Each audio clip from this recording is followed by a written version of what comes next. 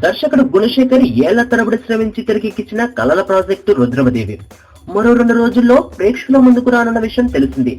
భారతదేశపు మొట్టమొదటి 3D biopic గా రూపొందిన ఈ సినిమా తెలుగు, హిందీ, మలయాళంలో ఒకేసారి 2D, 3D వర్షన్ లో రిలీజ్ కాబోతోంది. అనుష్క, అల్లు అర్జున్ రాణా ప్రధాన పాత్రలో నటించిన ఈ సినిమాపై ఇప్పటికే అంతటా భారీ అంచనాలు ఉన్నాయి. ఆ అంచనాలకు తగ్గట్టుగానే అడ్వాన్స్ బుకింగ్ కూడా జోరుగా సాగుతుండటంతో ప్రస్తుతం రుద్రమదేవి టాలీవుడ్ లో హాట్ టాపిక్ గా మారిపోయింది. ఇక ఇదిలా ఉంటే ఈ సినిమా కోసం ప్రేక్షకులు, అభిమానులే కాక సినీ ఇండస్ట్రీ కూడా ఎంతో ఆసక్తిగా ఎదురు చూస్తోంది. తెలుగులో వస్తున్న ఓ హిస్టారికల్ భారీ బడ్జెట్ సినిమా కావడంతో ఇండస్ట్రీ ఈ సినిమాను ప్రత్యేకంగా చూస్తోంది. ఈ నేపథ్యంలోనే దర్శకధీరుడు రాజమౌళి సైతం రుద్రమదేవి సినిమాపై ఉన్న ఆసక్తిని బయటపెట్టారు. ఈ సాయంత్రం రుద్రమదేవి సినిమా గురించి రాజమౌళి ట్విట్టర్ అకౌంట్ ద్వారా కామెంట్ చేశారు. రుద్రమదేవి కొత్త ట్రైలర్ చాలా బాగుందని, అనుష్క రుద్రమదేవి పాత్రలో ఒదిగిపోయినట్లు కనిపిస్తుందని తెలిపారు.